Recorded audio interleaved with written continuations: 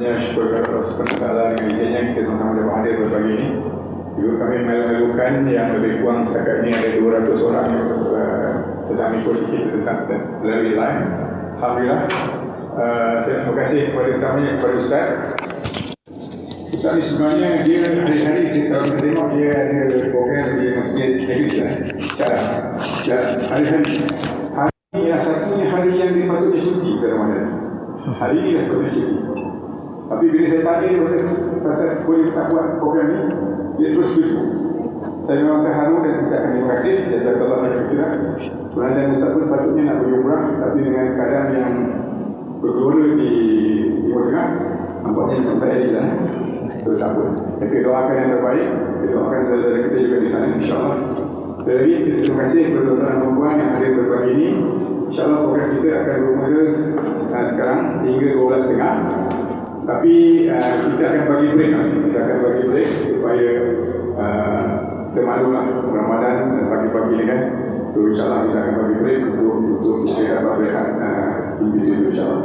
Tanpa menengah masa, saya serahkan kepada Ustaz pada usaha.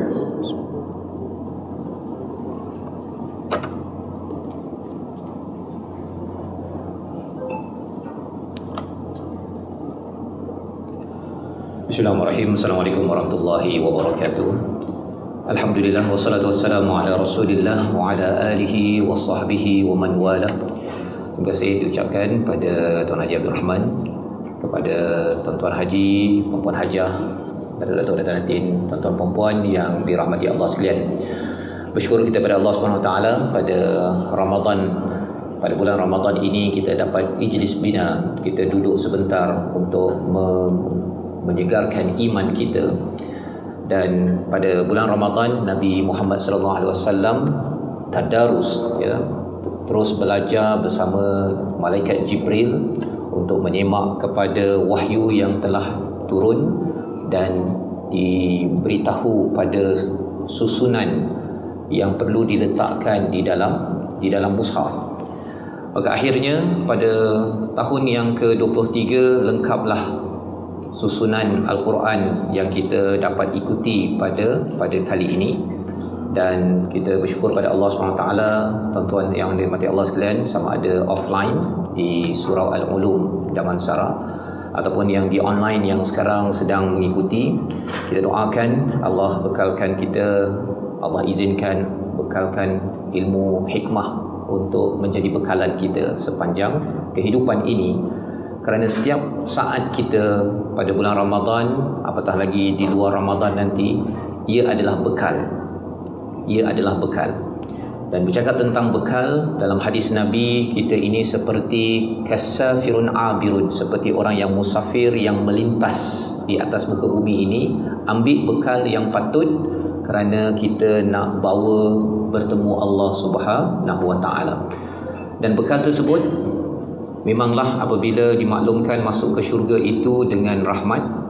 Namun tanda seseorang ingin betul-betul mendapatkan rahmat Allah SWT adalah menyiapkan bekalan. Kita solat tarawih, kita akan tunduk dan merasakan bahawa bekalan saya tak cukup, ya Allah. Kita solat fardu, kita berpuasa, ini adalah bekalan saya dan tak cukup lagi, ya Allah.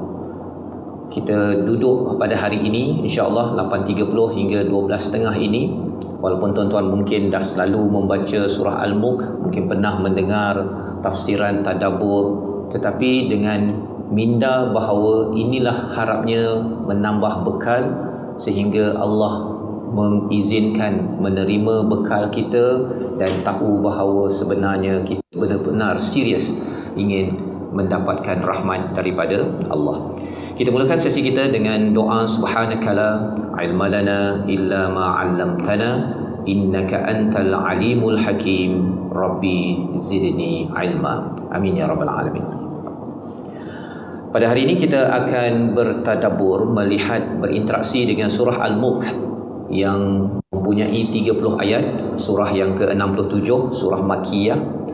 Surah ini turun kepada Nabi sallallahu alaihi wasallam ketika Nabi dipersoalkan, dihujam dengan pelbagai cabaran ketika dakwah Nabi sudah pun menyebar dan masyarakat di Mekah itu mula memperkecilkan dan memperkotak-katikkan Nabi dan para sahabat.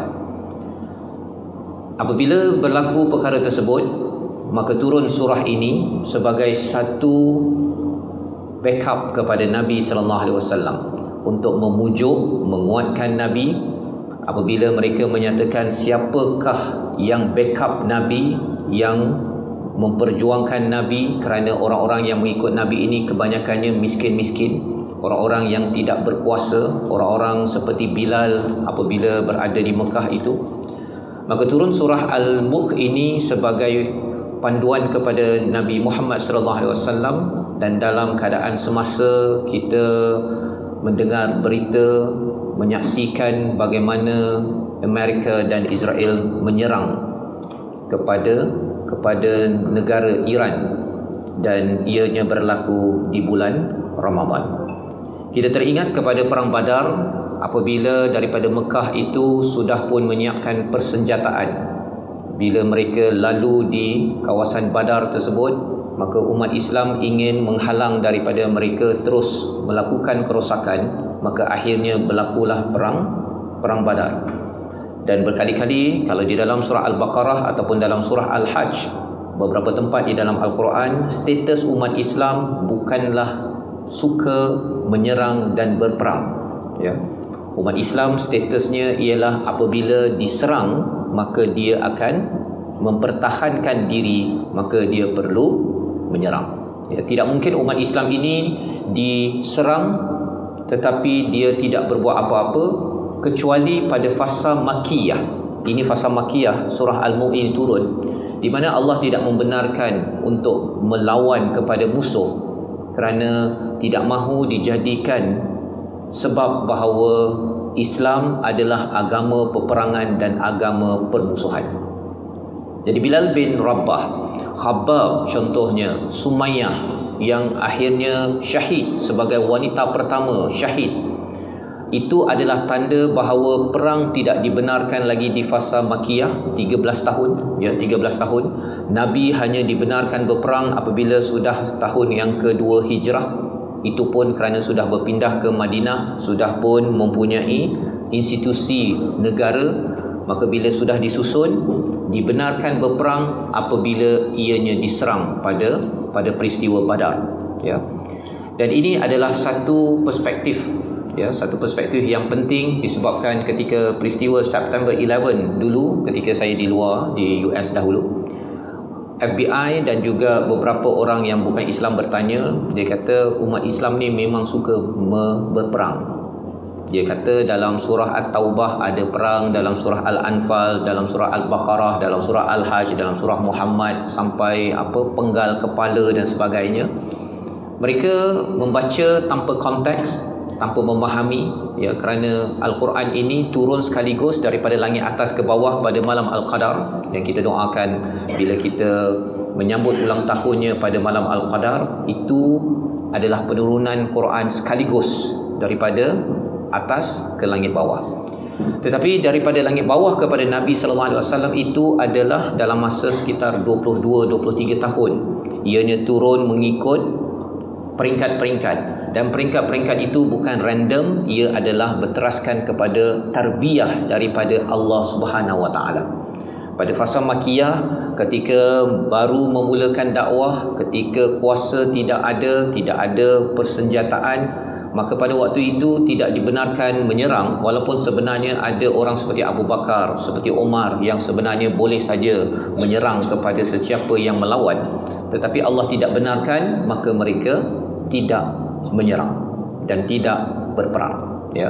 Dan itu sebabnya mengapa kita dengar Sumayyah ataupun kita dengar Khabbab yang dibakar, sampaikan katanya daripada kulit itu terbakar, keluar lemaknya itu boleh memadamkan sebahagian daripada api yang membakar. Perkara yang agak mengerikan, tuan-tuannya, diletakkan batu di atas dada Bilal di tengah panas. Semua perkara tersebut adalah perjuangan mereka untuk iman, dan kita tahu bahawa perjalanan itu tidaklah lari daripada realiti. Apabila kita tengok sekarang, kalau tuan-tuan tengok di TV Al-Hijrah, bila Trump mengumumkan kepada semua rakyat di Iran untuk duduk elok-elok dekat rumah, jangan keluar, bom ada di mana-mana, dan bila sudah Amerika mengambil kepimpinan daripada negara Iran nanti, barulah penduduk-penduduknya nanti akan mendapat pemimpin baru dengan penuh kesombongan, dengan penuh kerakusan. Diumumkan orang luar nak memimpin kepada negara sendiri. Dan sudah tentunya ini menyebabkan surah Al-Mulk pada hari ini adalah amat relevan. Ketika Nabi ditekan, ketika Nabi dikecilkan ataupun diperkotak-katikkan, maka inilah surah yang Allah nyatakan di dalam ayat ataupun surah ke-67. Dan sebelum kita pergi lebih jauh, kita melihat sedikit mengapa surah Al-Mulk ini dikaitkan dengan terhindar daripada azab kubur. Dalam hadis Nabi SAW yang diriwayatkan oleh An-Nasai, barang siapa membaca surah Al-Mulk setiap malam, Allah akan menghindarkannya dari siksa kubur dengan surah tersebut. Pada masa Nabi, kami menamainya dengan Al-Mani'ah, dengan Al-Mani'ah, iaitu mani' ini maksudnya penghalang daripada azab. Ia adalah surah dalam Al-Quran yang jika dibaca setiap malam, maka pembacanya akan mendapatkan banyak kebaikan, dapat banyak kebaikan. Dan salah satu mengapa dapat banyak kebaikan, kerana kita akan mulakan surah ini dengan a'udzubillahi minasyaitonirrajim, bismillahirrahmanirrahim, tabarakalladzi biyadihil mulk wa huwa ala kulli syai'in qadir. Iaitu Allah ini tabarak, terus menerus memberikan kebaikan, barakah, dan itu yang kita akan tengok sebentar nanti.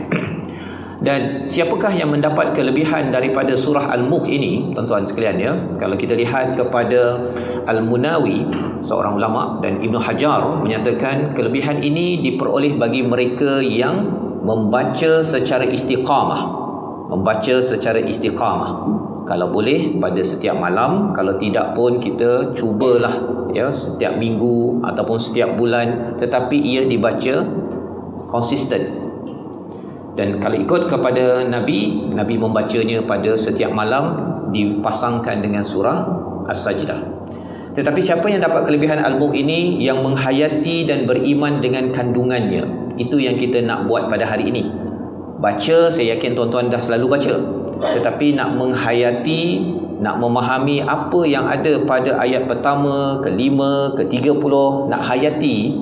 Dan harapnya bila kita hayati, kita akan makin kuat keimanan kepada ayat tersebut, dan akhirnya membawa kepada amal. Beramal dengan apa Allah expect daripada ayat pertama, kedua, dan seterusnya. Jadi sebelum kita tidur, di bawah sana tu di dalam kubur, pagi tadi pun ada solat jenazah dekat masjid saya, kita akan tutup kehidupan dengan baik sebelum tidur. Itu amat penting. Apabila kita membaca surah Al-Mulk ini, sebenarnya kita mau reset kepada pelbagai cabaran hidup kita. Kita ada bisnes, kita ada berfikir itu ini, ada konflik sana sini. Walaupun orang itu mungkin ada bom yang berada di luar rumah, mendengar, dapat maklumat daripada Mesir, mereka melihat api-api, cahaya-cahaya pada waktu malam di kawasan Israel sana itu, maka anak-anak Malaysia yang berada di Mesir pun dah mula bimbang, tak tahu apakah info terkini nanti. Semalam petang ada kawan yang nak pergi umrah, flight dibatalkan, tengok keadaan macam mana, ada hari ini nak terbang ke tak terbang, tapi rasa-rasanya wallahualam, kita berdoa pada Allah SWT. Tetapi poinnya tuan-tuan ialah sebelum kita pergi ke bawah sana, yang pasti kita akan pergi, Allah nakkan kita agar tutup kematian kecil kita yang bernama tidur. Kematian kecil kita bernama tidur itu, kita tutup kehidupan dengan cara yang baik. Sebagaimana dalam hadis sebentar tadi, istilahnya di hujung itu akthara wa ata'ab, iaitu dia mempunyai kebaikan yang banyak. Baik. Jadi apabila kita membaca surah Al-Mulk ini, ia akan menyebabkan kita makin lagi terarah, kita akan makin terarah kehidupan kita. Ini adalah perkara kedua ya. Perkara pertama tadi iaitu apa? Iaitu kita nak pastikan kita buat closing. Closing hidup kita sebelum kita tidur itu elok-elok, baik-baik. Paling kurang pun kalau tak untung bisnes, kalaupun dunia masih berperang, tetapi yang baiknya itu adalah baik kepada Allah. Ya. Kita bersangka baik kepada Allah, jangan bersangka buruk kepada Allah. Itulah yang dibawakan oleh 30 ayat ini. Dan yang keduanya ialah bila kita membaca surah ini nanti, dia akan menjelaskan hala tuju hidup kita. Sebagai seorang ayah, sebagai seorang ibu, suami, isteri, sebagai bos, sebagai pekerja dan sebagainya, bila membaca surah ini nanti, bila kita pergi satu demi satu insya-Allah, ya, kita akan makin sedar dan makin jelas tentang hala tuju hidup kita. Berbanding dengan ada orang yang mungkin dia dah jadi suami ataupun jadi isteri selama 20 tahun dan dia rasakan macam helpless ataupun rasa macam dahlah, ya, dah penat contohnya. Maka surah ini akan memberi semangat kembali bahawa hidup jangan mengaku penat sebelum dibawa dijemput oleh Allah. Kalau penat itu kita tidur tak apa, tetapi jangan penat dengan Allah, ya. Jangan penat dalam tanggungjawab yang diberikan oleh Allah, kerana tanggungjawab itu sekejap sahaja. Apabila kita uruskan dengan panduan daripada surah Al-Mulk, menyebabkan kita buat yang terbaik dan harapnya Allah memberikan protection al-mani'ah di alam kubur. Kalau orang itu terlindung di alam kubur, itu adalah preview bahawa dia akan mendapat rahmat sampai ke akhirat Allah Subhanahu wa taala. Dan yang ketiganya, apabila kita baca pada setiap malam ini, sebenarnya walaupun banyak perkara belum settle, ada banyak perkara yang tak siap lagi, ada banyak konflik yang masih berlaku, sama ada dalam keluarga, dalam masyarakat, di peringkat dunia, tetapi kita dibekalkan oleh surah Al-Mulk ini, iaitu tabarakalladzi biyadihil mulk wa huwa ala kulli syai'in qadir. Bahawa Allah itu memberikan barakah. Allah memberikan barakah, maksudnya ketika kita makan kalau kita makan kurma ketika berbuka puasa itu ada barakah, ya, kita baca bismillah dan kita makan kurma tersebut ada barakah. Kita makan sedikit, tetapi selepas itu ada kebaikan yang banyak terhasil. Itu namanya barakah. Ada orang yang makan banyak tetapi selepas itu tersandar dekat dinding dan kemudian tarawihnya nak habiskan 2 pun tak larat. Ya, sembahyang isyaknya pun mungkin dekat rumah sahaja seorang-seorang, tak mampu nak ke surau Al-Ulum contohnya. Itu tandanya ketika berbuka itu mungkin kurang barakah, ya. Jadi barakah itu ialah kebaikan yang banyak, kebaikan yang bertambah. Jadi dalam satu lagi hadis Nabi sallallahu alaihi wasallam, ya, sebahagian daripada Quran ada satu surah yang jumlah ayatnya 30 ayat. Surah ini dapat memberikan pertolongan kepada orang yang membacanya, ya, syafaat lirajulin hatta ghufiralah, sampailah dia diampunkan segala dosanya. Surah itu adalah tabarakalladzi biyadihil mulk. Hadis riwayat At-Tirmizi, ya, oleh Abu Daud, oleh Ibnu Majah. Jadi ini hadis kedua berkaitan dengan surah Al-Mulk. Maksudnya ia akan memberi syafaat tuan-tuan, ya. Dan syafaat itu sampailah ghufiralah, sampai orang itu diampunkan oleh Allah Subhanahu wa taala. Mengapa boleh dapat syafaat sampai dapat ampun? Nanti kita akan tengok pada ayat kedua. Allah memperkenalkan dirinya wahuwal azizul ghafur. Wahuwal azizul ghafur. Jadi ayat pertama, ayat kedua itu saja, kalau kita tak baca sampai 30, itu adalah kesimpulan kepada 30 ayat itu. Ayat pertama dan ayat yang kedua, dia punya pembukaan. Dan kemudian dia punya syarahnya, penjelasannya. Kalau buat karangan waktu sekolah rendah dulu tu, pembukaan, isi, penutup. Maka pembukaannya itu adalah pada ayat nombor 1, 2, isinya 3, 4, 5, 6, 7, 8 sampailah ke hujung, dan kesimpulannya beberapa ayat di hujung surah Al-Mulk. Mari sama-sama kita mulakan dengan lafaz Bismillahirrahmanirrahim, melihat kepada peta surah Al-Mulk. Di atas skrin agak kecil, ya, nanti slide ini akan diedarkan pada tuan-tuan. Saya tak sempat tukar kepada PDF. Pasal kalau saya bagi PowerPoint nanti dia punya font hilang, ya. Dia tak boleh baca. Tetapi saya bacakan secara ringkas ayat 1 hingga 6 yang kita akan lalui sebentar nanti adalah bahagian yang pertama. Ayat 1 hingga 6. Kekuasaan Allah. Kekuasaan Allah. Allah memperkenalkan kuasanya, dan secara ringkasnya kalau kita terus relate kepada Nabi yang dipersoalkan siapa backup Nabi, yang backup Nabi adalah Allah. Siapakah yang akan backup kepada orang Islam kalau diserang? Yang backup orang Islam adalah Allah. Dan siapa yang akan backup saya kalau saya ini ada projek, ada keluarga yang akan jaga, yang akan selesaikan masalah saya? Yang akan backup saya adalah Allah. Ringkas tuan-tuan, ya, daripada ayat 1 hingga 6. Pada ayat 7 hingga 15 Allah jelaskan tentang syurga dan neraka. Ya, ayat 7 hingga 15 syurga dan neraka. Pasal nanti kita akan tengok orang yang menghargai kuasa Allah dapat syurga. Yang tidak hargai kuasa Allah, dia yang merasakan dia berkuasa, dia sombong, maka neraka bagi mereka. Ya, nauzubillah min zalik. Bahagian yang ketiga, ayat 16 hingga 22, ancaman segera. Ya, ancaman segera Allah berikan, iaitu mereka yang rasa tenang, aman, ya, dan Allah menyatakan banyak bukti disertakan agar kita tenang. Tenang tetapi dalam masa yang sama jangan rasa aman. Macam mana pula tu kan? Tenang tapi jangan rasa aman. Nanti kita tengok pada ayat 16 hingga 22. Pada ayat 23 hingga 24, selepas ada 6 soalan pada bahagian yang ketiga, ada 6 soalan. Kemudian Allah jawab dengan 6 kul. Kul yang 2 pada ayat 23 24, bila Allah tanya tentang tenangkah, amankah, maka Allah jelaskan hidup ini adalah sementara pada ayat 23 hingga 24. Bila sementara, gunakan potensi yang dibekalkan kepada kita.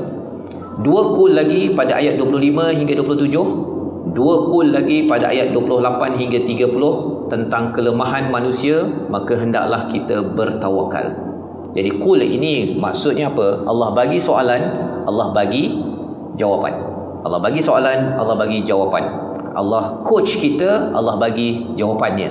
Ya, jawapan standard yang perlu dijawab untuk mempositifkan diri kita sebelum kita tidur. Ya, sebelum kita tidur. Jawapan-jawapan tu dah siap dah.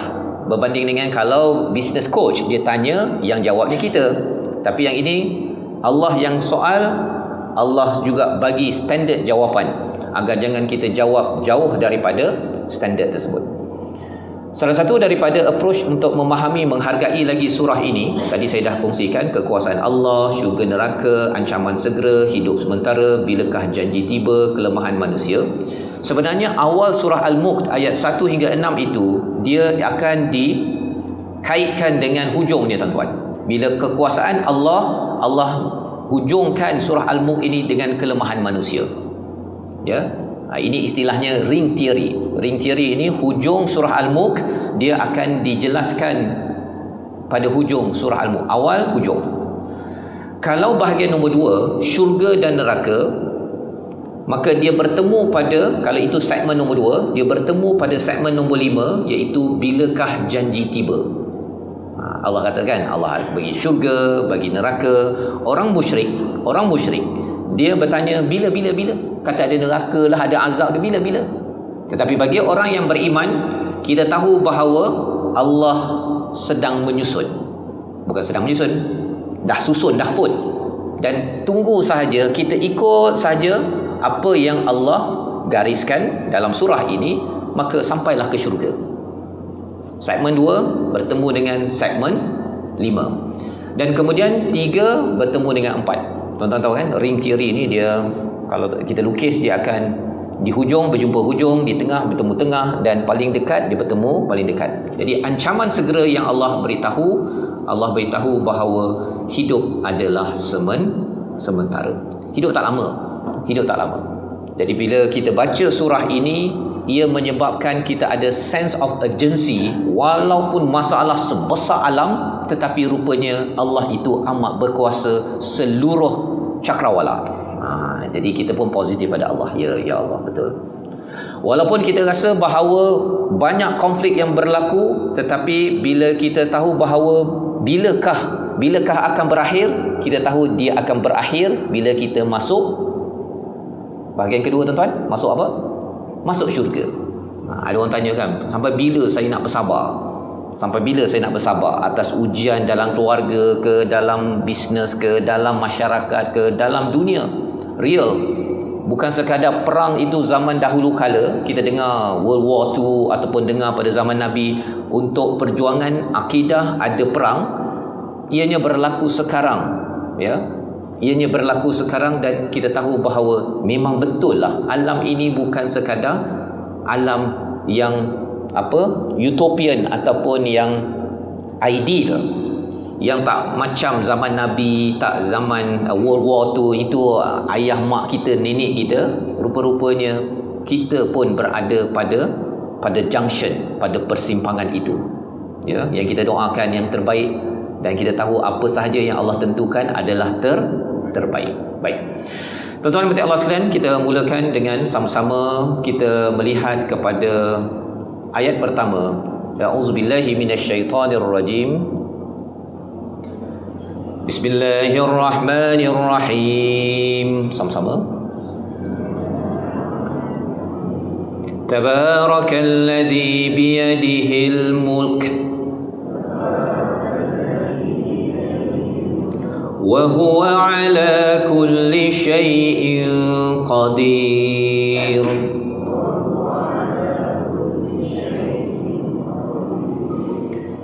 Kita mulakan dengan ayat yang pertama, Tabarak. Ada dua surah yang bermula dengan Tabarak, iaitu surah Al-Furqan, surah nombor 25, dan surah Al-Mulk.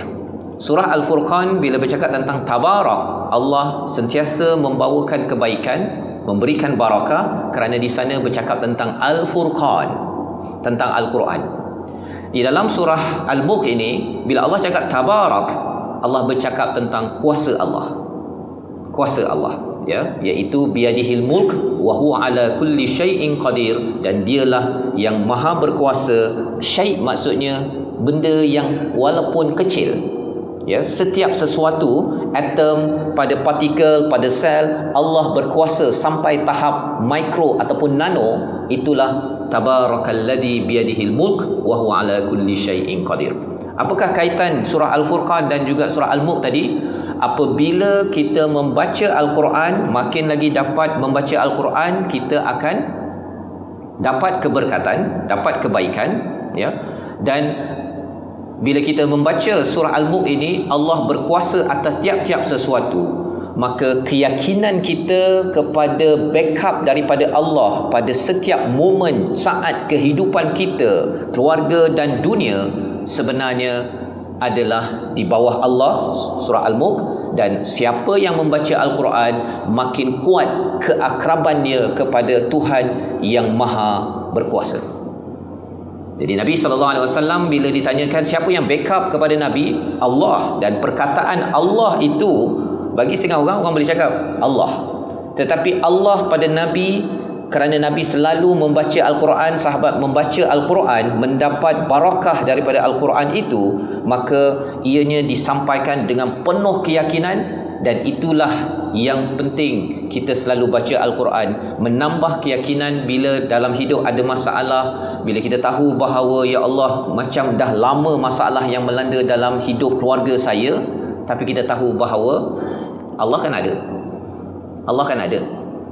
Stres macam mana pun, bila kita tahu bahawa dalam hati itu dipenuhi dengan Allah, ya, maksudnya stres itu akan pergi dan kita dapat tidur dengan berbaik sangka kepada Allah.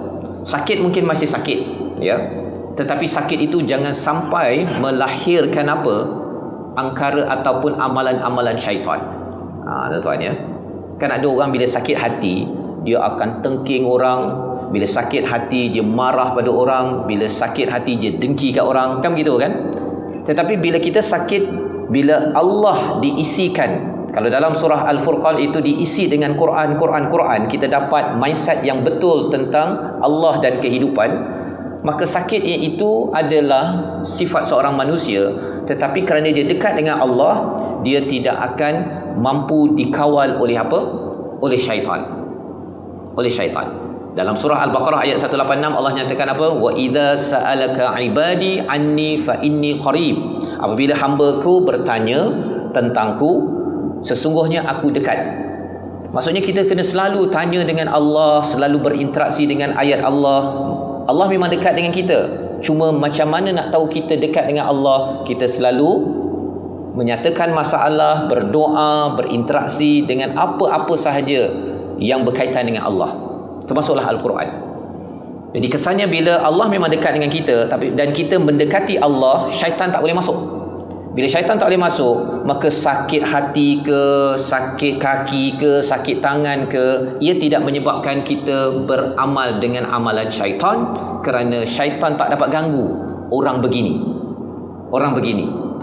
Tetapi kalau jauh daripada Allah, tuan-tuan, apa jadi? Maka pelbagai hasad, dengki, tengking, marah, bergaduh, apa sebagainya akan berlaku disebabkan Al-Furqan dan juga kuasa Allah, dua perkara yang Allah tawarkan dalam surah Al-Furqan dan juga dalam surah Al-Mulk. Baik, tuan-tuan yang dirahmati Allah sekalian, bila bercakap tentang Tabarakalladzi biyadihil mulk wa huwa ala kulli syai'in qadir, kita tengok ayat pertama itu tidak ada pun nama Allah. Tidak ada nama Allah. Kerana pada waktu di Mekah itu mereka mempersoalkan siapa yang backup. Maka turun ayat ini, yang backup saya ialah pemilik kerajaan yang sentiasa berkat, memberikan kebaikan, dan dia berkuasa atas tiap-tiap sesuatu. Di sini kita nampak bahawa bila seseorang itu ada kuasa, power corrupts. Kita pernah dengar, tuan-tuan, kan? Kuasa akan merosakkan seseorang. Tak ada kuasa, orang itu okey. Tapi bila ada kuasa, kalau dia tidak sedar tentang Tabarakalladzi biyadihil mulk, pemilik kuasa yang sebenar-benarnya adalah Allah, orang itu akan menjadi corrupter. Dia akan merosakkan. Dan itu yang kita perhatikan dengan announcement daripada Trump tersebut. Dulu dia tak ada kuasa, tapi bila dia ada kuasa, corrupt. Dan bagi pemimpin Islam pun, kalau dia tak baca surah Al-Mulk dengan penghayatan, makin lama makin dia nak secure kepada kuasa dia. Dia terlupa bahawa kuasa yang dia berikan itu dipinjamkan oleh biyadihil mulk, daripada Allah. Allah pemilik mutlak kepada kuasa. Itu sebabnya ada orang bila dah berkuasa, dia nak maintain pada kuasa, dia sanggup buat apa saja, rasuah ke, tipu ke, apa ke. Yang penting sayalah yang berkuasa, kerana saya ini yang paling layak untuk memimpin kepada negeri, negara ataupun dunia. Tapi sebenarnya, tuan-tuan, kuasa ini bukannya diperjuangkan, ianya diberi. Dalam surah Al-Kahfi Allah bercakap tentang Zulkarnain itu, kan, walaqad, istilahnya makanna, kami yang memberi kuasa, kami yang memberikan tamkin. Jadi memperjuangkan kuasa, maka bila dia berkuasa, orang ini akan diserahkan sendiri untuk uruskan. Tapi kalau katakan dia tak mencari kuasa, dia buat sahaja tugas masing-masing, bila Allah beri, dia cari, dia terus buat kebaikan yang ada, seperti Zulkarnain itu yang kita belajar, maka kesannya apa, tuan-tuan? Allah akan backup. Allah akan backup. Nabi bukan mencari gila kuasa dekat Mekah. Nabi bukan nak jadi pemimpin di Mekah. Asalkan orang-orang di situ kembali kepada la ilaha illallah, okey. Nabi bukannya nak jadi gubernur ataupun ketua di Mekah itu sendiri. Jadi ini adalah daripada ayat yang pertama, Tabarakalladzi biyadihil mulk wa huwa ala kulli syai'in qadir. Tuan-tuan yang dirahmati Allah sekalian, bila bercakap tentang tabarak, sudah tentunya kita tidak lari daripada bulan Ramadan Al-Mubarak. Kan begitu, kan?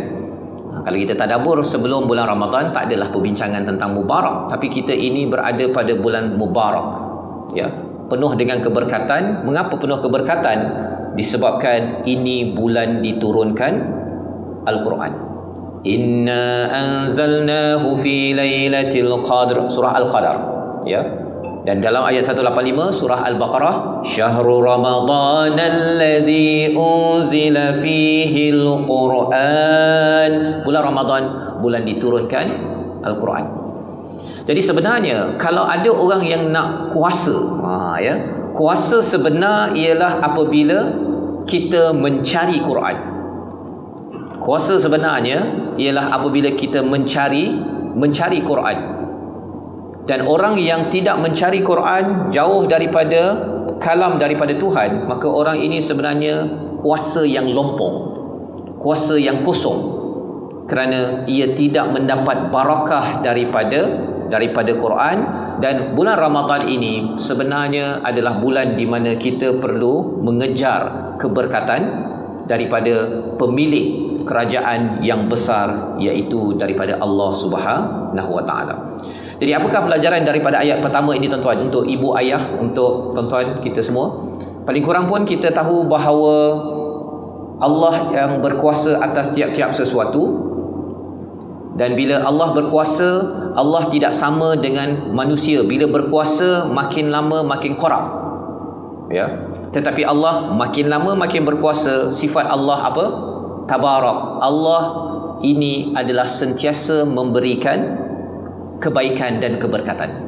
Cuba tuan-tuan bayangkan, kalau saya tanya soalan daripada pemimpin negara ini, walaupun sensitif lah tuan-tuan kan, pemimpin negara ini, rasa-rasanya tuan-tuan dapat tak kebaikan sekarang? Kan? Jawapannya iyalah. Tak. Ada orang kata ya, ada orang kata tidak. Pemimpin di peringkat manusia memang confirm dia tidak mampu memberi kebaikan pada setiap sel-sel kita tuan-tuan. Gitu saya nak bawakan. Memang pasal manusia ni lemah. Di hujung nanti kita akan bertemu dengan siapa pemimpin kita di peringkat negeri ke, negara ke, dunia ke. Mereka adalah apa yang akan dijelaskan pada hujung surah Al-Mulk, ya. Tapi poinnya apa? Poinnya ialah pada ayat nombor 1 ini menjelaskan bahawa Allah berkuasa atas tiap-tiap sesuatu. Allah memberikan tabarak pada tiap-tiap sesuatu. Kalaupun orang itu bukan Islam, Allah tetap juga berikan barakah, kebaikan pada sel, pada paru-parunya. Dia dapat bernafas, dia dapat makan, dia dapat cahaya matahari. Itu adalah daripada Raja yang bersifat tabarak. Raja yang bersifat tabarak. Dia berbeza dengan raja di peringkat manusia. Raja di peringkat manusia mungkin ada kebaikan kadang-kadang tak dapat pun kebaikan daripada raja tersebut. Kita rasa apa yang dibagi pada saya, ya. Tetapi raja ini dia memberi kebaikan pada setiap masa. Tabarak itu dalam bentuk fi'il mudhari', ya, dalam bentuk continuous tense. Dan bila kita rasakan bahawa Allah sentiasa memberikan kebaikan-kebaikan kepada saya, bila kita tidur tuan-tuan, ia menyebabkan kita walaupun ada pelbagai masalah, ada pelbagai ujian, kita masih lagi fokus kepada Allah ini sentiasa beri kebaikan. Allah sentiasa memberi kebaikan dan Allah meletakkan kadar, ya, meletakkan kadar kepada apa sahaja yang ada. Dan Allah berkuasa nak tukar sakit jadi sihat, boleh. Allah berkuasa nak tukar miskin jadi kaya, boleh. Kaya jadi miskin, boleh. Dan itulah mindset hati kita, heartset kita sebelum kita tidur bertemu Allah Subhanahu wa taala. Baik. Apabila kita membaca pada ayat yang kedua, alladzi khalaqal mauta wal hayah, sama-sama.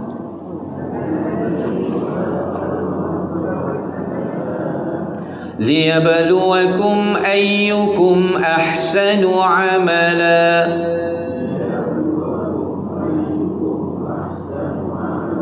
wa huwal azizul ghafur. Lebih lagi daripada itu, Allah yang Al-Mulk. Al-Mulk ini kalau tuan-tuan nak tahu apa kaitan dengan surah utama yang kita baca 17 kali sehari, iaitu suratul Fatihah, perkataan yang ada kaitan dengan Al-Mulk adalah Maliki Yaumiddin. Ya, Maliki Yaumiddin, penguasa raja hari pembalasan. Jadi apabila kita bercakap Alhamdulillahi Rabbil Alamin Ar-Rahmanir Rahim Maliki Yaumiddin, Allah itu raja dan Allah itu pemilik hari pembalasan. Sekecil-kecilnya pun Allah milik, dan Allah adalah raja kepada hari pembalasan. Dan kesan bila kita tahu, kalau kita bertemu raja tuan-tuan, ya, raja ataupun sultan, kita akan membuat persediaan. Dan kalau raja bertanya, apa yang kamu buat? kita akan cakap yang baik-baik. Kita akan bawakan yang baik-baik. Maka bila kita berdiri di hadapan raja pada waktu solat, sebenarnya kita nak bawa yang baik-baik, dan saya fikir baik-baik, dan kalau saya ada kesilapan, kita akan rasa takut kalau katakan raja tersebut tahu kita ada buat kesilapan, tidak mengikut pada perkataan si raja. Ini manusia, di peringkat manusia. Maka bila kita bertemu dengan Malik Yaumiddin itu, sebenarnya mindset ataupun perasaan kita tuan-tuan, ia bukanlah sekadar kita nampak wow hebatnya Allah menciptakan alam ini, tetapi dalam masa yang sama ia akan menyebabkan kita akan rasa bersalah kalau kita tidak mengikut kepada cakap raja tersebut. Ya. Jadi itu adalah perkara yang bila kita lihat Malik Yaumiddin itu raja hari pembalasan. Yaumiddin itu maksudnya hari agama. Ad-din itu maksud agama. Kalau apa yang saya buat sebagai suami, sebagai isteri tidak mengikut standard agama, maka saya ada hutang dengan Allah SWT. Din ada kaitan dengan dain. Dain maksudnya apa tuan-tuan? Hutang. Saya ada hutang dengan Allah SWT.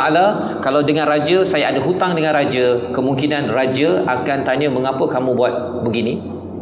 Ya, beta murka kepada kamu, maka orang ini memang bermasalah lah lepas tu.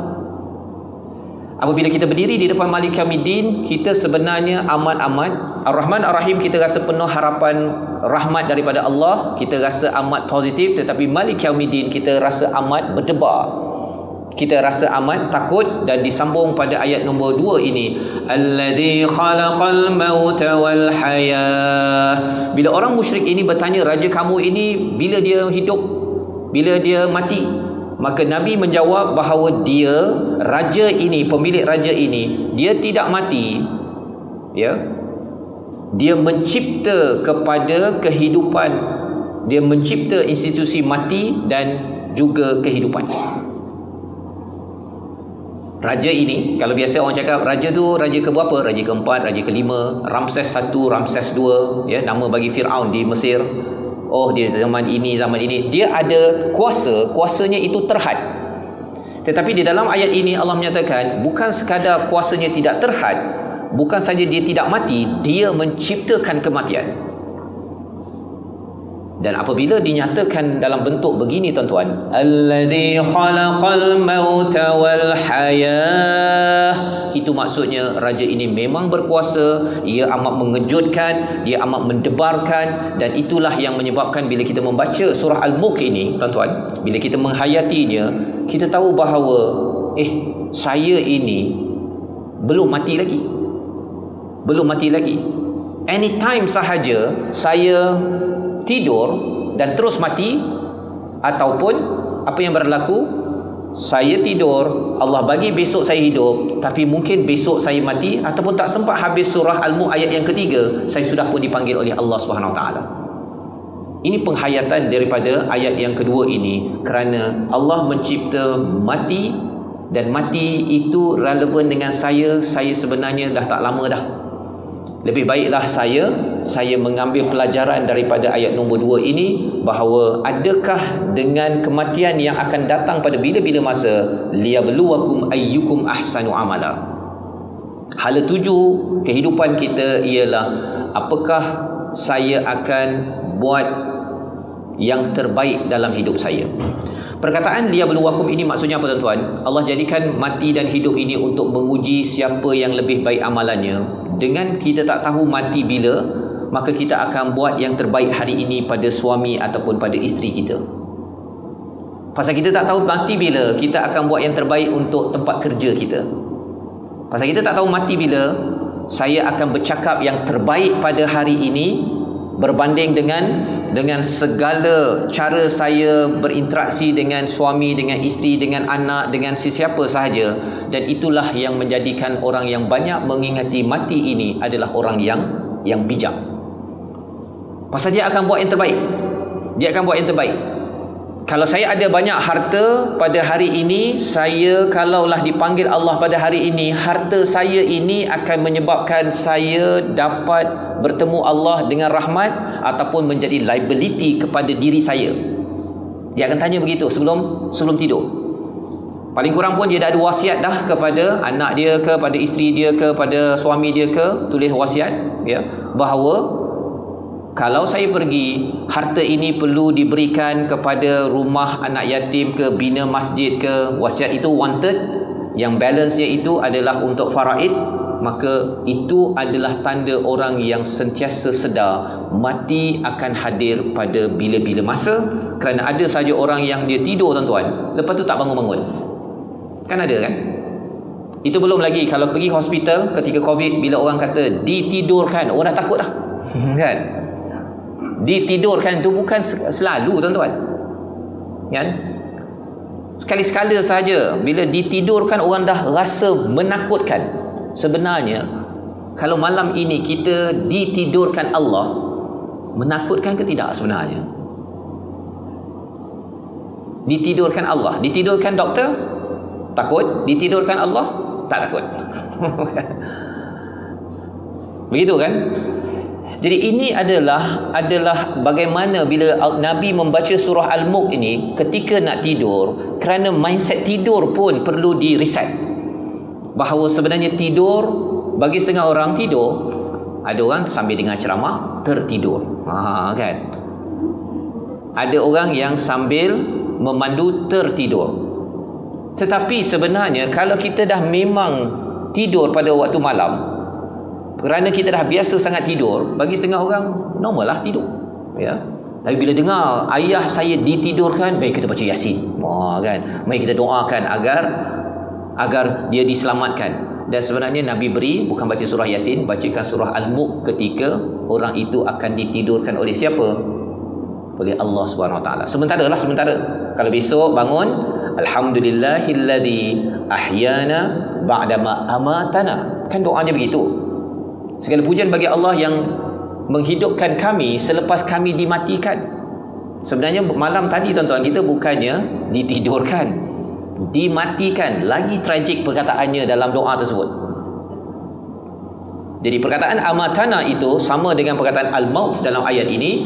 Dan Allah mulakan dengan al-maut, kemudian baru al-hayah. Kerana apa? Walaupun dalam surah Al-Baqarah Allah menyatakan bahawa kita ada dua mati, dua hidup. Sebelum ini kita mati, tak hidup. Kemudian kita masuk dalam perut mak kita itu, kita hidup, ya, sampailah sekarang kita hidup. Kemudian kita akan mati, kemudian kita akan hidup di akhirat. Dua mati, dua hidup. Tetapi di sini Allah mulakan dulu dengan mati. Kerana apa? Kerana mati yang sebenar-benarnya yang diuji bukan mati pertama. Mati pertama tu kita mana ada apa-apa tuan-tuan kan? Yang akan diuji adalah mati kedua. Mati kedua. Adakah harta saya itu akan menjadi liability ataupun aset kepada saya di hadapan Allah? Kalau aset, dia mesti transfer ke akaun akhirat sebelum saya mati. Kan? Adakah anak saya liability ke aset? Kalau dia adalah aset, dia mendoakan keampunan untuk kita tuan-tuan, dia buat amal soleh, semua pahala masuk akaun kita, aset. Tapi kalau liability, sampai di akhirat dia sue kepada mak dia, pasal apa mak tak kejut saya untuk sembahyang, apa mak tak ajar saya sembahyang, baca Quran, faham Al-Quran, mengapa mak, dia akan beritahu pada abah sibuk, tapi mengapa abah begini. Jadi tanggungjawab ibu ayah apa tuan-tuan? Mengajar dan mengajak. Kita tidak mampu mengubah, tetapi jangan sampai kita tidak pun beritahu, solatlah, ya, bacalah Quran, fahamlah Quran, ambillah masa sikit untuk memahami dia, pasal dia akan sue nanti. Itu akan jadi liability. Pasangan kita akan menjadi aset atau liability bergantung kepada apa yang dipilih sebelum al-maut, ya. Dan selepas itu barulah Allah bawakan al-hayah. Jadi hayah sekarang, mengapa Allah tak beri fokus? Kerana hayah yang sebenarnya tuan-tuan, Allah gunakan perkataan al-hayah, bukannya hayah. Di sini hayah kehidupan, tetapi al-hayah ini the real life. The life, ya. The life adalah di sana. Ini adalah life. Apa beza life dengan the life? Kehidupan yang sebenar-benarnya tuan-tuan adalah di sana. Di sini kita suka, tetapi sampai satu masa kita sedih, kan? Kita gembira dapat makan, tapi sampai satu kita sakit, Kita sihat, ada masa kita perit. Ada kaya, kadang-kadang kita jatuh miskin. Maka hidup di sini taklah kalau orang pergi ke konsert, dia kata, wah, konsert tu live lah, memang ada live. Hidup saya rasa macam, sebenarnya hidup kita di sini bukan yang dapat begitu. Kalau gembiranya tak terus gembira, sakitnya tak terus sakit. Tetapi di kehidupan sana, kalau gembira akan terus gembira, kalau sakit memang perit. Pasal apa? Pasal rupa-rupanya apabila sampai di sana masuk ke syurga, tuan-tuan, tidak ada lagi dah sakit, tidak ada lagi kerja, tidak ada apa lagi. Kerana pada waktu itu, apa yang berlaku? Allah terus berikan kegembiraan demi kegembiraan. Jadi apabila kita dibekalkan ayat yang kedua, allazi khalaqal mauta wal haya, Allah mencipta mati dan hidup untuk menguji siapakah ahsanu amala. Perkataannya ahsanu amala bukan sekadar terbaik, tuan-tuan, ya, tetapi lebih baik. Ini kena bezakan sikit, ya. Ahsan itu maksudnya lebih baik. Lebih baik. Lebih baik daripada semalam, lebih baik daripada tahun lepas, itu lebih baik. Dan kalau katakan lebih baik daripada tahun lepas, maka hari inilah yang terbaik. Ya, ada setengah terjemahan letakkan untuk menguji siapakah yang terbaik. Terbaik itu adalah lebih baik daripada semalam, bukannya terbaik di kalangan seluruh manusia. Itu kita kena faham. Pasal apa? Pasal kalau katakan dalam kelas, mak mengharapkan, ayah mengharapkan anaknya, mak nak kamu jadi terbaik dalam kelas. Berapa orang dapat nombor 1, tuan-tuan? Seorang je. Yang lain ni nombor 2, nombor 3, nombor 4. Jadi anak tu akan kecewa kerana dia dapat nombor 2. Kerana mak meletakkan expectation menjadi terbaik dalam kelas. Di dalam ayat ini Allah menyatakan, liyabluwakum ayyukum ahsanu amala, untuk kami menguji kepada kamu siapakah yang lebih baik. Maksudnya masing-masing di kalangan kita ada versi lebih baik daripada semalam. Ada versi Ramadan lebih baik daripada Ramadan yang lepas. Dan kita boleh jadi terbaik dalam track kita yang tersendiri. Jangan banding dengan orang lain, tuan-tuan. Ada orang yang sebelah kita, dia dah memang pernah dengar tadabbur surah Al-Mulk. Dia bila dengar ceramah sekarang, dia tangkap 100%. Tapi kita rasa, kak, ini ayat mana, surah mana, mengapa orang sebelah ni dia lebih faham daripada saya? Jangan banding dengan orang sebelah. Kerana bandingkan dengan orang sebelah, dia akan mengecewakan. Dan ayat kedua ini mengajar kepada kita, jangan bandingkan anak dengan anak lain.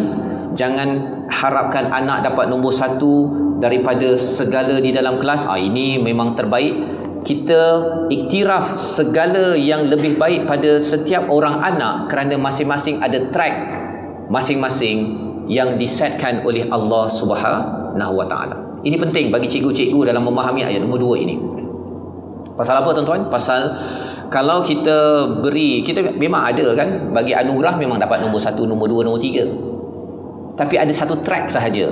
Dapat A dalam matematik, seorang kalau katakan semua dapat A, dia paling tinggi markah, dia dapat nombor 1, dia yang ini tidak ada lagi ahsanu amala dia. Tetapi sebenarnya dia mungkin lebih baik bab tolong cikgu, lebih baik bab progress daripada C jadi B. Itu juga ahsanu amala. Jadi dalam sistem pendidikan, tuan-tuan, kalau diangkat pelajar yang straight A's, yang dapat nombor 1 dalam hari penyampaian hadiah, maka orang yang dia ada progress daripada C kepada B tidak dihargai, maka ia adalah realiti sistem manusia yang tak adil. Ya, yang cikgu-cikgu kalau boleh, pengetua ke sistem pendidikan, buat sesuatu. Jangan highlight sangat pada satu orang sahaja yang akan naik pentas, ya. Tetapi kalau boleh ada banyak versi. Kalau tak dapat bagi semua, yang dapat bagi semua hanya Allah sajalah, kan? Tapi paling kurang kita beri perspektif kepada pelajar bahawa sebenarnya bukan sekadar 1 daripada 40 itulah yang terbaik. Dia ada 1/40 bahagian matematik, 1/40 bahagian geografi, 1/40 tolong bersihkan kelas, 1/40 tolong kawan, 1/40 tak bergaduh, contohnya kan. Ada banyak amal yang boleh dibuat untuk menjadi ahsanu amala. Dan di hujung itu Allah menyatakan, wa huwal azizul ghafur. Sama-sama. wa huwal azizul ghafur. Dan dialah Al-Aziz yang maha berkuasa, yang maha pengampun. Di dalam ayat ini sebenarnya di hujung itu ada dua Asmaul Husna, tetapi kalau kita tengok ayat pertama Al-Malik ataupun Al-Mulk itu kerajaan, ada kaitan dengan Al-Malik. Tuan-tuan hafal Asmaul Husna kan? Nas'aluka ya man huwallahu alladhi la ilaha illa huwar rahmanur rahim. Sambungan Al-Malik. Maksudnya apa? Hampir setiap ayat, kalaupun tidak setiap ayat tuan-tuan, ada nama-nama Allah walaupun tidaklah dinamakan Al-Malik kat sini, tetapi Al-Malik lah pemilik kepada Al-Mulk. Al-Mulk itu kerajaan. Ya. Dan di dalam ayat ini juga ada Qadir, nama Allah Al-Qadir, yang maha berkuasa. Yang maha berkuasa. Kuasa Allah ini unlimited, satu. Dan kuasa Allah ini Allah akan beri kadar-kadar tertentu. Dan salah satu kuasa Allah, Allah menurunkan Al-Quran pada malam yang penuh kuasa, iaitu apa? Malam Al-Qadar. Di situ kaitannya. Baik. Jadi di dalam ayat yang kedua Allah memperkenalkan wa huwal azizul ghafur, dan dialah yang maha berkuasa. Banyak-banyak nama Allah, dua ini yang dipilih. Biasanya kita berjumpa dengan wa huwal azizul hakim, tapi di sini pelik sikit. Ada wa huwal azizul ghafur. Kerana apa? Kerana Al-Aziz ini maha berkuasa tuan-tuan. Kita duduk kedai, restoran, belum ini saya dibawa dalam surah Yasin kan, Tanzilal Azizir Rahim. Kita duduk kedai, kemudian kita parking. Bila kita jumpa ataupun nampak ada penguat kuasa, ya, bawa telefon dan ambil gambar kereta kita, kita akan lari cepat, kan? Walaupun kena bayar 30 je kod. Kod bagi setengah orang kod lah, tetapi sebenarnya bagi setengah orang RM30 itu amat berharga. Kadang-kadang dia boleh naik sampai jadi RM70. Kerana siapakah yang memberi saman tersebut? Siapa beri saman tersebut? Penguat kuasa. Penguat kuasa dalam bahasa Arab ini adalah Aziz. Ya, yang berkuasa Aziz, dan yang maha berkuasa adalah Al-Aziz. Kalau yang penguat kuasa itu pun kita nampak pun kita dah mula, kita dah belum bayar parking, cepat sebelum dia tangkap gambar. Kita dah berdebar. Sebenarnya Al-Aziz ini lebih lagi kita akan takut kalau Allah saman kita, kalau kita tidak menjadi lebih baik pada hari ini, padahal Allah telah beri macam-macam peluang untuk kita hidup sebelum dipanggil oleh Allah Subhanahu Wa Taala. Al-Maut. Allah beri masa kepada kita untuk hidup sekarang ini pasal Allah expect bahawa kita akan buat lebih baik. Itu sebabnya Ramadan ini tuan-tuan, Allah bagi pada kita kerana Allah expect kita jadikan Ramadan ini lebih baik daripada Ramadan-Ramadan yang lepas. Persoalannya ialah, adakah Ramadan kali ini lebih baik? Tuan-tuan kan. Kalau katakan jawapannya ya, solat saya fahamlah sikit apa yang saya baca. Quran saya, alhamdulillah hari ini saya ikut surah Al-Mulk, saya nak faham sikit apa yang saya baca setiap malam. Itulah terbaik tuan-tuan. Pasal kita cuba untuk improve. Saya cuba jadi lebih baiklah sebagai seorang suami pada Ramadan ini. Saya cuba jadi lebih baik sebagai seorang ibu, sebagai seorang isteri, sebagai seorang anak. Apabila kita muhasabah perkara-perkara itu, tanggungjawab dan juga komitmen kita dengan Allah, itu adalah ahsanu amalan. Tetapi kalau tidak compliance tuan, macam tadilah tak bayar parking, apa jadi? Kena saman. Kalau katakan Quran yang kita dah baca selama 30-40 tahun tidak difahami, sebenarnya itu tidak compliance.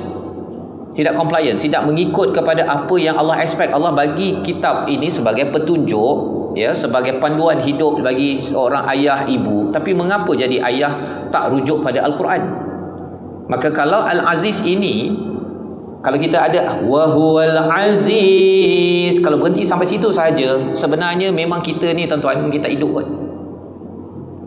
Allah bagi mata kita tersembul, kita punya perut pecah, tangan kita sakit pasal setiap kali sembahyang tak khusyuk ataupun setiap kali kita tidak compliance kepada Al-Aziz, saman. Tetapi alhamdulillah ada Al-Ghafur di hujung ayat ini. Apa maksud Al-Ghafur? Allah ini maha pengampun Al-Ghafur, kalau di perang itu dia ada perisai ataupun topeng yang daripada besi yang menyebabkan orang tak boleh nak bunuh ataupun kenal, itu namanya Mighfar. Jadi Al-Ghafur ini maksudnya apa tuan-tuan? Bila kita guna perkataannya Maha Pengampun, Allah melindungi segala dosa-dosa kesilapan kita. Itu namanya ampun. Dia beza dengan afwa. Kan kita ada doa kan, nanti diajarkan Nabi pada Sayyidatina Aisyah, apakah amalan terbaik ketika 10 hari yang terakhir? Maka Nabi ajarkan doa, Allahumma innaka afuun tuhibbul afwa fa'fu anni. Wahai Tuhan yang Maha Pemaaf, menyukai kemaafan, maafkanlah aku. Afwa dan juga Ghafur tuan-tuan ya, berbeza. Ghafur ini Allah tutup dosa kelemahan kita.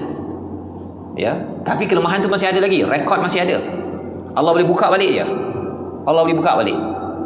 Ya. Tetapi bila dapat afwa, afwa ni maksudnya apa? Delete rekod. Dosa kita yang 30 tahun yang lepas, kita sebagai ayah ke, ibu ke, suami ke, isteri ke, waktu single dahulu, yang dosa-dosa lepas, bila dapat afwa sahaja, dia akan deleted. Itu sebabnya salah satu daripada sifat orang bertakwa yang ihsan dalam ayat 133, 134 surah Ali Imran, orang yang bertakwa yang masuk syurga itu salah satunya wal'afina 'anin nas. Wal'afina 'anin nas maksudnya apa? Dia memaafkan manusia. Bila memaafkan manusia maksudnya apa tuan-tuan? Yang kita belajar tadi, dia delete. Ya. Bila dia delete itu, tapi saya masih ingat lagi lah. Ingat mungkin ingat, tetapi dia tidak akan ungkit dan trigger dengan kesilapan orang itu balik semula. Orang telah minta maaf kan. Kan biasa hari raya kan, orang kosong-kosong minta maaf, zahir batin kan. Kalau betul itu dilakukan dengan penuh penghayatan ayat 134 surah Ali Imran, dia jumpa orang itu, dia tak akan trigger balik kepada apa yang berlaku lepas. Kalau dia trigger pun, dia tidak akan respon dengan negatif kepada orang tersebut. Ya, pasal apa? Pasal dia memberikan kemaafan. Tapi persoalannya ialah, mudah ke buat begitu? Memanglah susah tuan-tuan. Itu namanya syurga bagi orang yang boleh memaafkan manusia. Tapi kalau saya tak boleh maafkan, tak pastilah Allah maafkan kita atau tidak tuan-tuan kan. Pasal nak tahu kita ini dimaafkan oleh Allah atau tidak, ialah kita mampu memaafkan manusia. Nak tahu kita ini diampunkan Allah, beza kan, ampun maaf. Kalau kita nak tahu kita ni diampunkan Allah, dalam surah As-Saff Allah nyatakan tentang yaghfir lakum dzunubakum. Dalam surah As-Saff, nak tahu Allah ampunkan kita tidak, kita boleh mengampunkan orang lain. Kita boleh tutup kelemahan orang, kita buat-buat tak nampak. Kita tahu ada, masih lagi dalam hati kita, kita tahu, tapi tak nampak. Bila kita mampu buat begitu, itu tandanya Allah nak mengampunkan kita.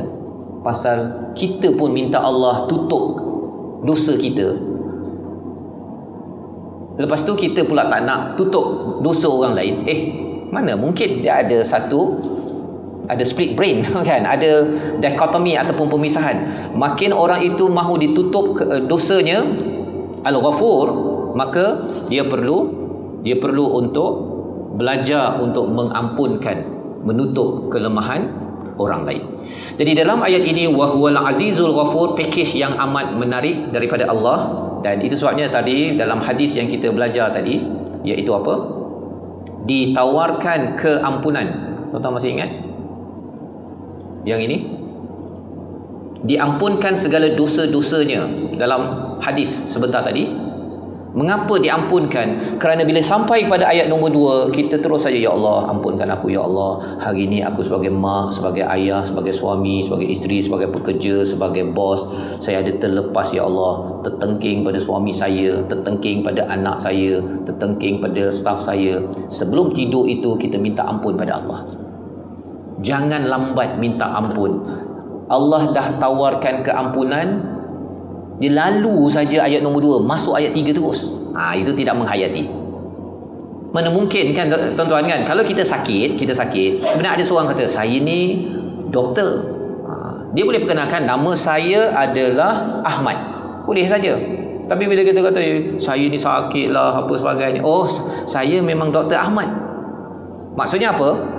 dia perkenalkan dengan nama Dr. Ahmad, dia sedang menawarkan rawatan. Maka kita, oh doktor ke? Boleh tak doktor bantu saya sakit?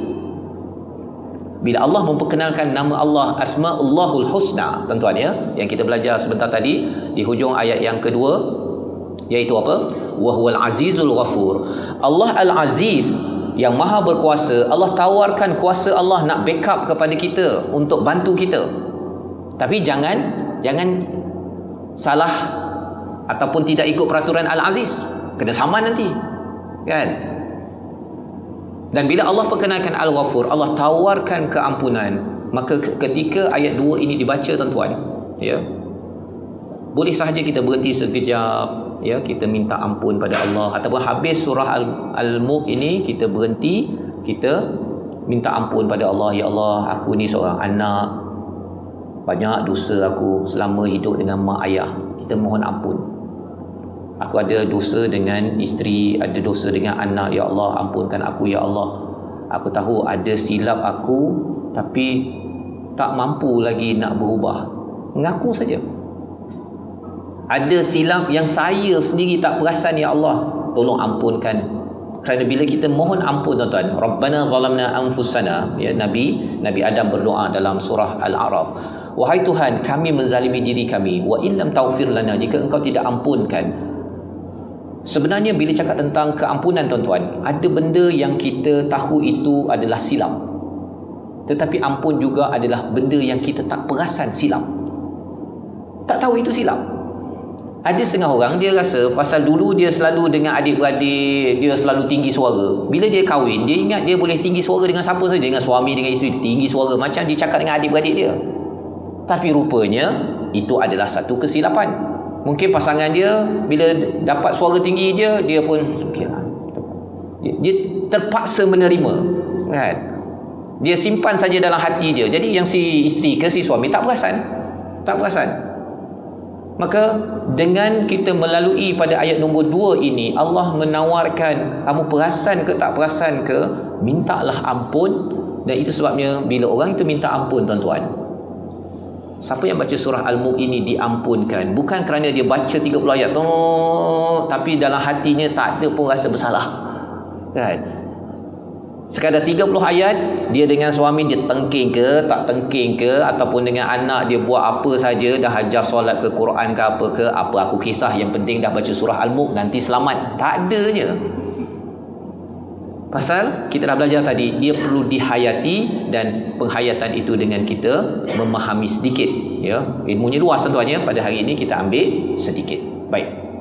Jadi ciri penguasa yang hebat yang kita belajar sebentar tadi, kebaikannya berpanjangan, ada kerajaan yang hebat, berkuasa walaupun pada yang kecil, syai, ya. Kemudian apa? Dia bukan sekadar tak mati, tapi cipta mati, kan? Dan hebat-hebat Allah tak expect kita menjadi terbaik, tuan-tuan. Itu memang amat-amat memberi harapan kepada kita. Cuba bayangkan bahawa suami mengharapkan si isteri menjadi yang terbaik.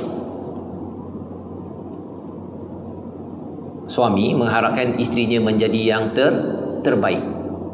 Kemudian si suami pun dia baca dekat internet, orang sana isteri orang ni buat ini, orang ni buat ini. Kemudian awak sepatutnya jadi lebih baiklah daripada, sepatutnya nak jadi terbaik, awak begini. Berat ke tak berat bila si suami mengharapkan isteri menjadi terbaik?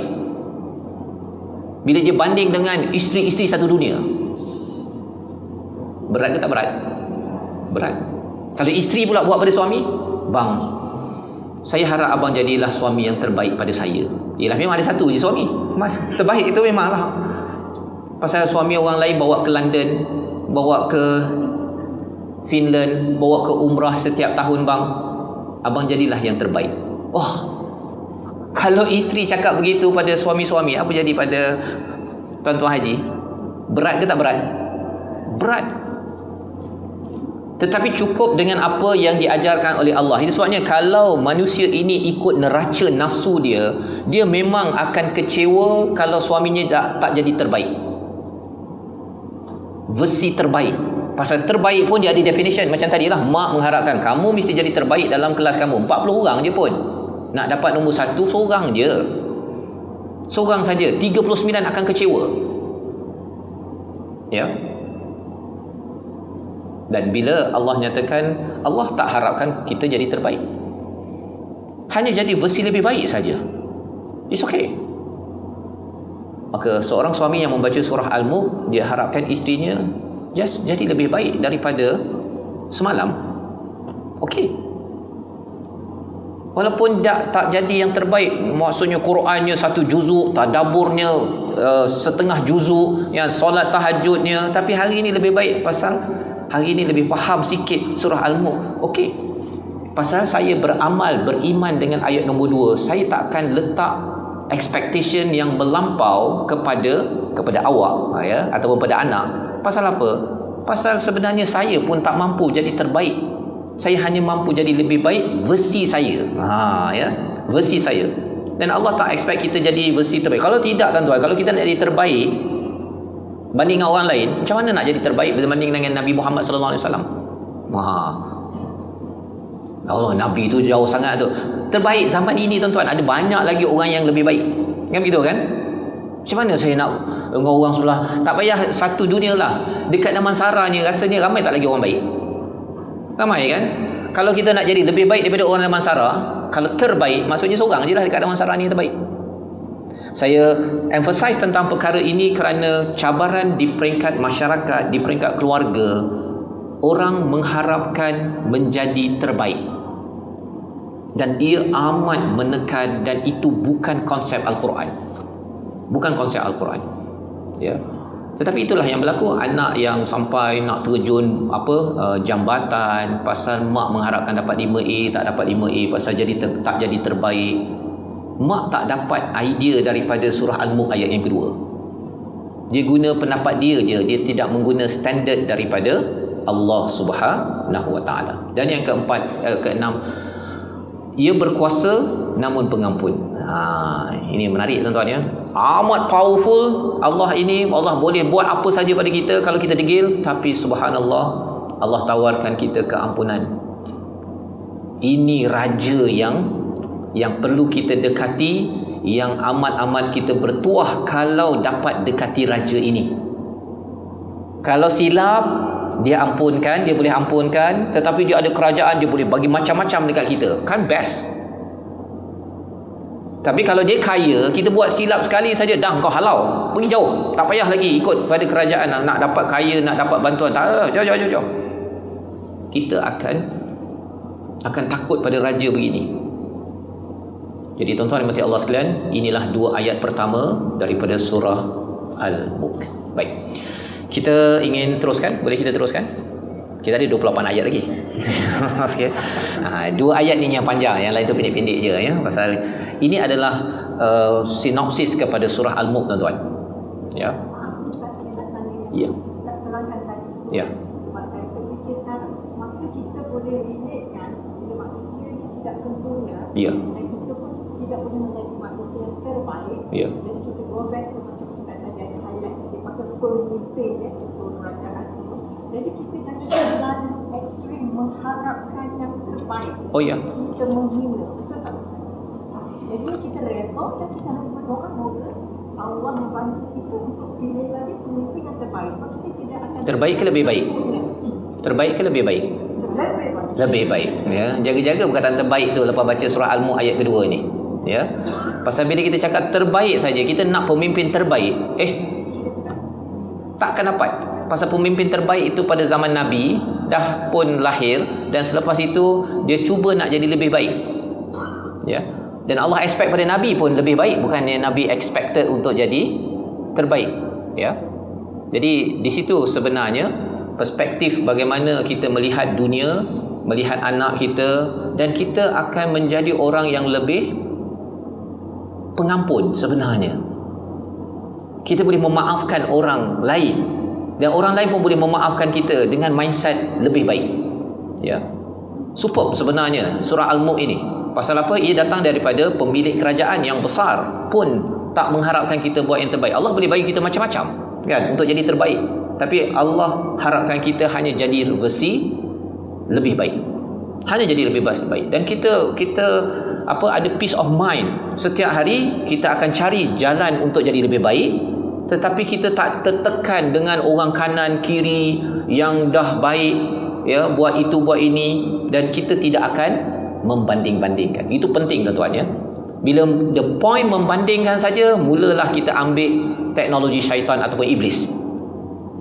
Membanding-bandingkan, ya.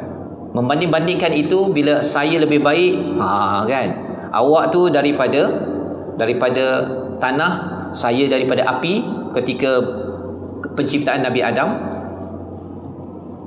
dia banding dengan orang lain. Kita ini bila cakap lebih baik, banding dengan diri kita yang semalam, dengan diri kita tahun lepas, dengan diri kita yang sebelum ini.